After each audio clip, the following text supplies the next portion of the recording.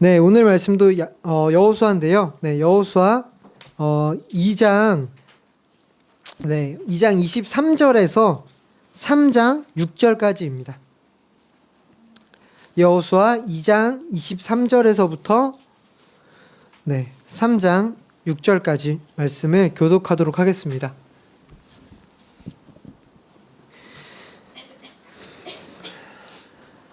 그 두 사람이 돌이켜 산에서 내려와 강을 건너 눈의 아들 여호수아에게 나아가서 그들이 겪은 모든 일을 고하고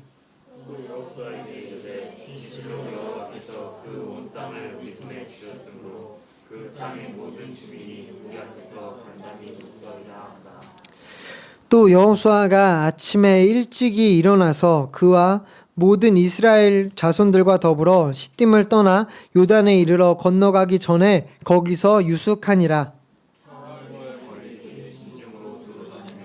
백성에게 명령하여 이르되 너희는 레위 사람 제사장들이 너희 하나님 여호와의 언약궤에 매는 것을 보거든 너희가 있는 그곳을 떠나 그 뒤를 따르라.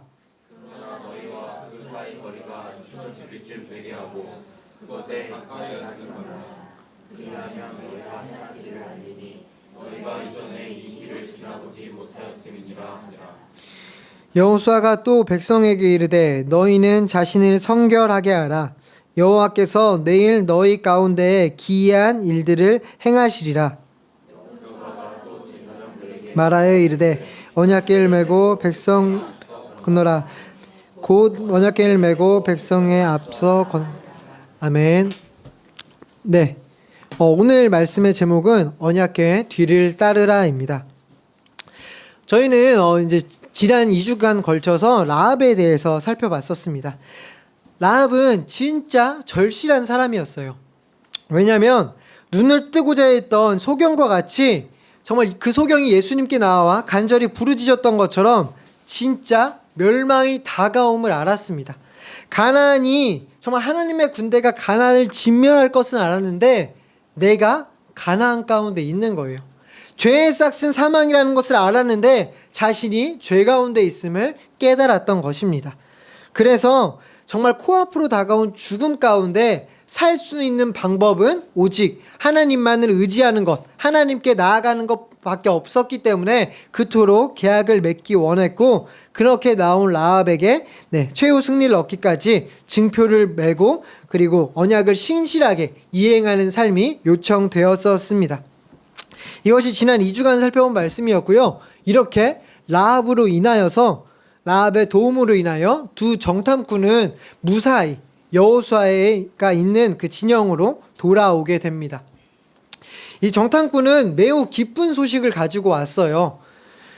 그것이 바로 24절에 나타나고 있는데요. 정말 수많은 이야기가 있었겠지만 특히 굉장히 드라마틱한 이야기들이 있었지만 그 이야기를 23절 간단하게 한 절로 끝낸 다음에 24절에서 정말 하고 싶은 말을 전달하고 있습니다. 그렇게 한번 2장 24절만 함께 같이 읽어보도록 하겠습니다. 네, 읽겠습니다. 시작.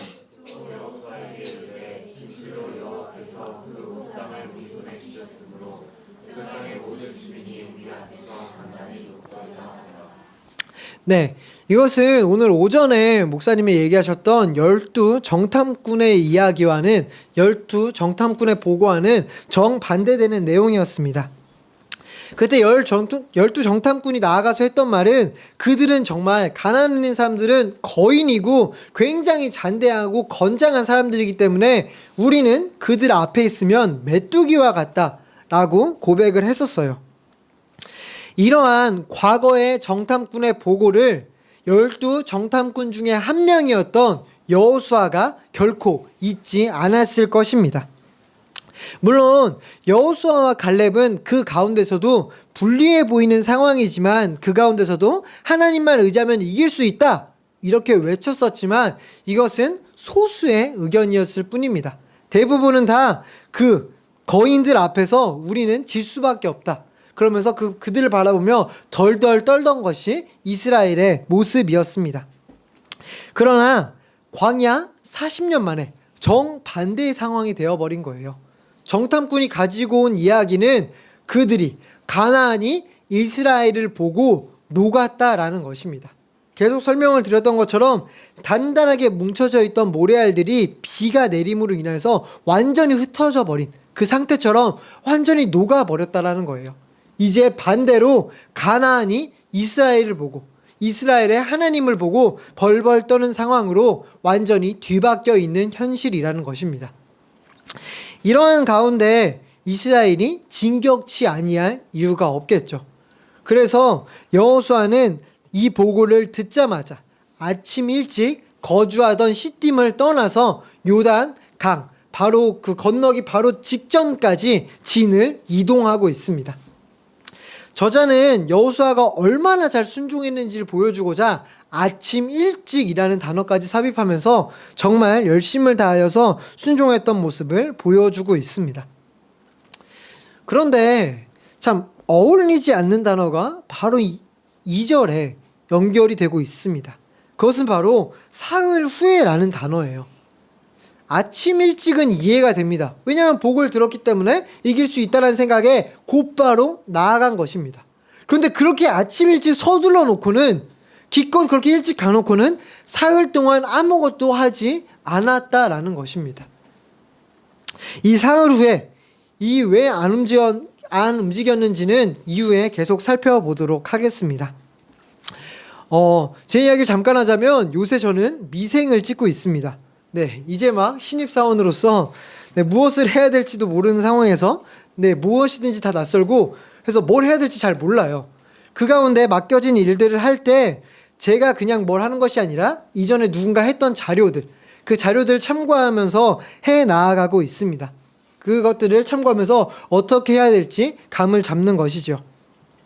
이렇게 많은 사람들이 이전에 있던 사례들, 앞선 사람들이 했던 자료들을 보면서 어떻게 해야 될지 감을 잡곤 합니다. 인수인계를 받고 매뉴얼을 보며 이런 상황에서는 이렇게 대처해야 되는구나 나를 파악하게 된다는 것입니다. 선임이 있다는 것, 앞에서 동일한 사건을 해결해봤던 사람들이 있다는 것은 이런 차원에서 굉장히 의지가 되는 것입니다. 만약 우리가 교회를 개척해서 시작한다고 해도 이전의 교회들은 어떤 식으로 개척을 해서 진행을 해왔는지, 또 지금쯤이면 3년 정도 되면 어떠한 위기들이 왔곤 했는지를 이렇게 참고하고 그렇게 우리들 그런 것들을 바라보면서 어떻게 위기를 대처할까 계획을 세우기도 합니다.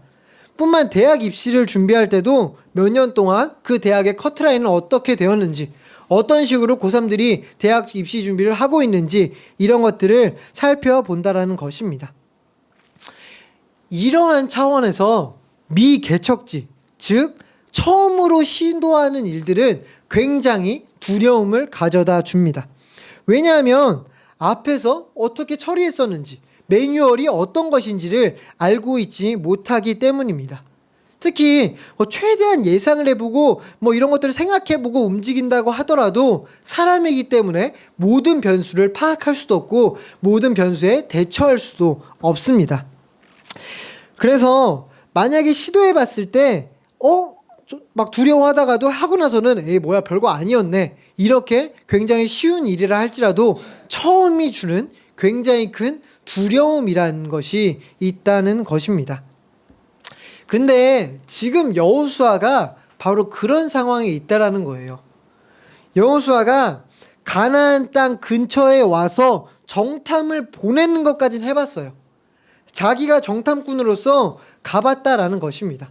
이전에 모세가 여기까지는 했었어요. 참고할 수 있는 사례가 있었다라는 것입니다. 그러나 이제는 그 앞선 선임이었던 모세도 해보지 않았던 미지의 영역, 가보지 않았던 곳으로 가야 하는, 이끌어야 하는 책임이 여호수아에게 이제 주어졌다라는 것입니다. 이러한 결정의 상황, 미지의 세계가 펼쳐지는 상황 가운데에서 갑자기 오늘 본문에 언약궤라는 것이 등장을 하고 있습니다. 우리는 익숙한 언약궤고 언약궤가 왜 지금 등장했다라고 하지? 라고 생각할 수 있겠지만 여호수아서에서는 오늘 이 언약궤가 처음 등장하는 거예요. 그래서 이 전쟁의 상황 가운데 오늘의 본문 가운데 왜 언약궤가 등장하고 있는 것인지를 살펴보도록 할 건데요. 먼저 언약궤는 크게 두 가지 역할을 하고 있습니다. 첫 번째로 언약궤는 하나님의 임재를 나타내는 것입니다. 우리 출애굽기 25장 22절, 출애굽기 25장 22절을 함께 읽어보도록 하겠습니다. 시작.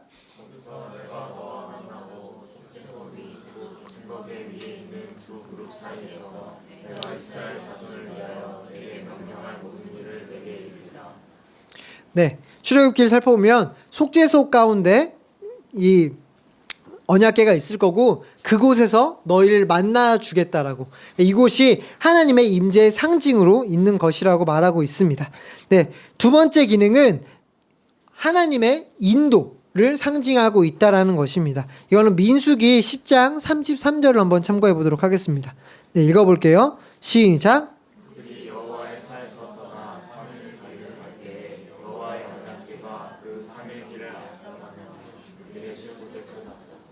네, 이처럼 언약궤는 크게 두 가지를 상징하고 있다는 거예요. 하나는 임재요, 하나는 인도입니다.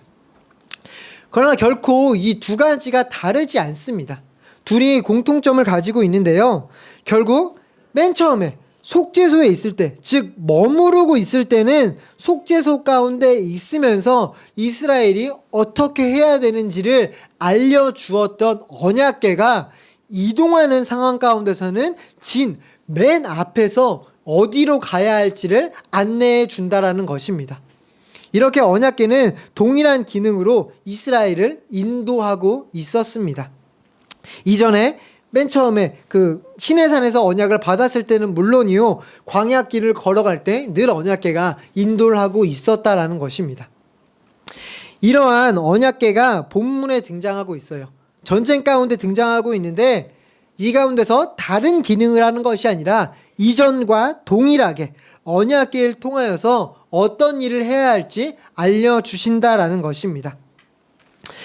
그런데 한 가지 조항이 추가가 되고 있어요. 그것이 뭐냐면 언약궤 가까이 오지 말라라는 것입니다.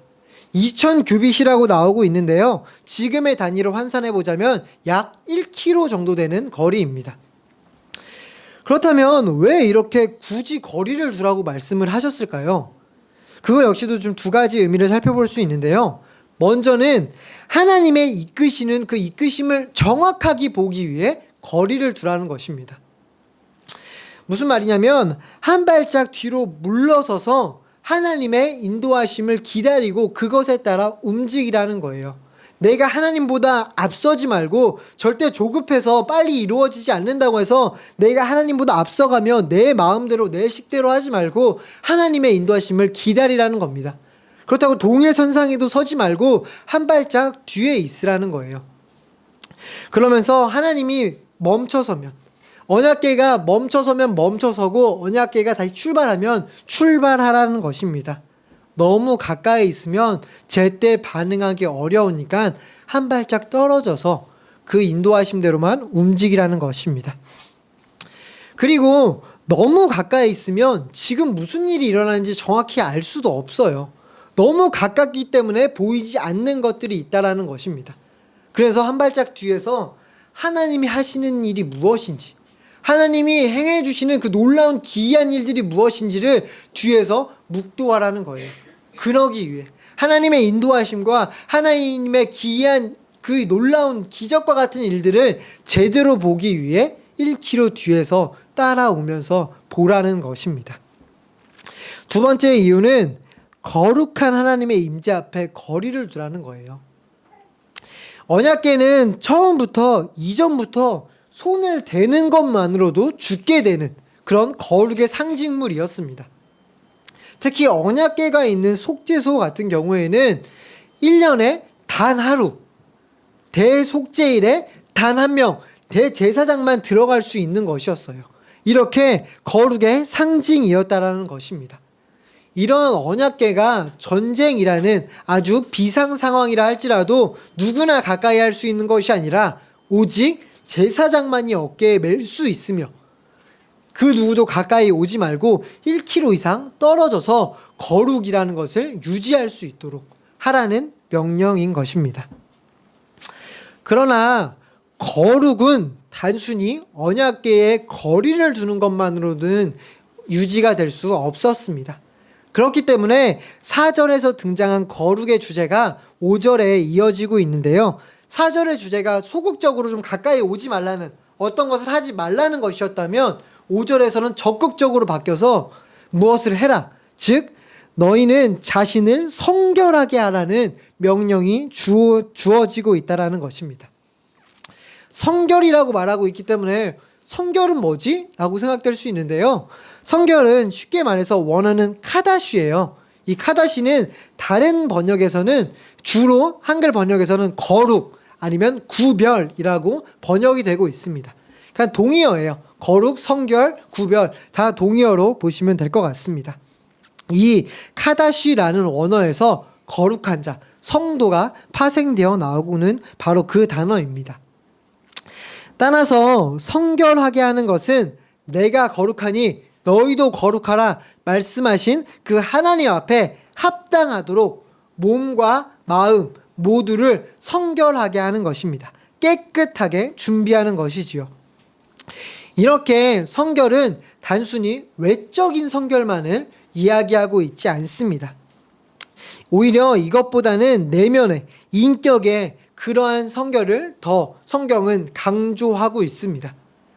그러나 착각해서는 안 될 것을, 이것을 더 강조하고 있다 뿐이지 외면의 성경을 아예 이야기하지 않는 것이 아니에요. 이 두 가지는 같이 간다라는 것입니다.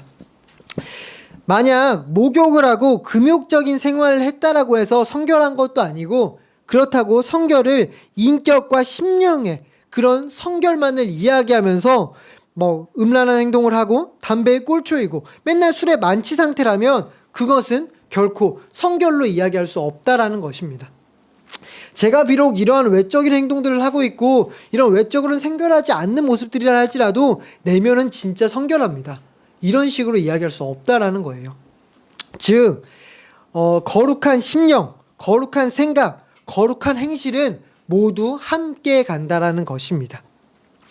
본문은 바로 이러한 차원에서 전인격적인, 전 영역에서의 성결, 너희가 성결하라 라고 명령하고 있다라는 것입니다. 다시 돌아가서 미지의 영역, 아직 가보지 않은 처음 시도하는 상황에서 두렵지 않고 실패하지 않고 나아가는 방법은 오직 한 가지입니다. 그것은 바로 언약궤를 따라가는 것이죠.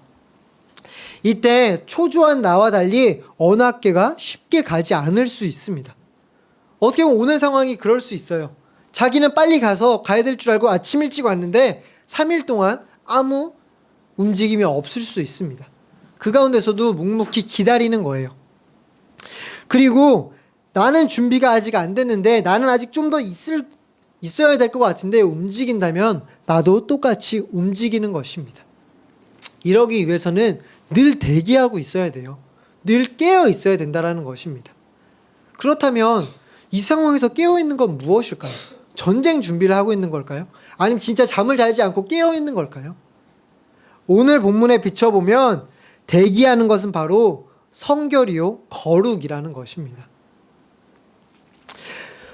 오직 전쟁에서 이기는 방법은 성결하게 하고 하나님의 언약궤를 바라보고 있으라는 거예요. 두 가지가 같이 가는 것입니다. 즉 성결하지 않거나 거리를 두고 언약궤를 바라보지 않으면 언약궤를 제대로 볼 수 없습니다. 즉 하나님의 뜻이 무엇인지, 하나님의 인도가 무엇인지 알 수 없다라는 거예요. 그러나 거리를 두고 거룩하게 하여서 언약궤만 바라보고 언약궤가 무엇을 요구하는지를 알고 그 가운데 그것을 순종하기만 하면 무조건 이긴다라는 것입니다. 이것은 단순히 이렇게 승리할 수 있는 가능성이 크다, 굉장히 유리하다, 굉장히 높은 계략이다, 이 정도가 아니라 완벽한 100%의 승리를 보장한다라는 것입니다. 왜냐하면 우리에게 미지의 세계예요. 나에게 미지의 세계이고 어떻게 보면 여호수아에게 미지의 세계일 뿐이지 하나님에겐 그렇지 않다라는 것입니다. 하나님에겐 그 어떠한 영역도 미지의 세계가 없다라는 것입니다. 하나님 모든 것을 알고 계시고 모든 것에 능하시기 때문입니다. 그렇기에 우리가 성결하게 거리를 두고 뒤를 따르기만 한다면 우리는 내일에 기이한 일을 보게 될 것이라고 이 성경의 말씀은 이야기하고 있습니다. 즉 내일 가까운 미래에 하나님이 행하시는 놀라운 일, 놀라운 기적을 우리가 경험하게 된다는 것입니다. 따라서 결국 승리는 하나님께만 달려 있다라는 거예요. 그래서 전쟁을 앞두고 있는 상황에서도 적군을 바라보는 것이 아니라 적의 동태가 어떠한지를 살펴보는 것이 아니라 하나님만 바라본다라는 것입니다. 그렇기에 이 가운데서 앞에 2절이 해석이 된다라는 것이에요. 사흘간의 기다림, 3일간의 기다림이 바로 이런 맥락이었다라는 것입니다.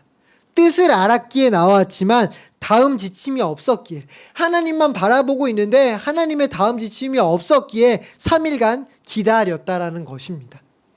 우리가 바로 이렇게 찬양했던 가사와 같이 말씀하시면 나아가고 아니면 멈춰섬이 있어야 된다라는 것입니다. 그리고 나서 3일이 지난 후에야 여호수아는 모든 백성에게 명령을 전달하고 있습니다. 1장에서도 여러 사람에게 이야기했지만 그것은 모든 백성이 아닌 두 지파 반에게만 이야기했던 것이었어요. 그러니까 여호수아가 공식적으로 모든 백성에게 말하고 있는 것은 오늘 본문의 이야기가 처음입니다. 그게 바로 언약궤를 따르라는 것이었어요. 언약궤를 따르는 가운데 성결하게 하고 따르라, 이것이 처음 명령이었다라는 것입니다.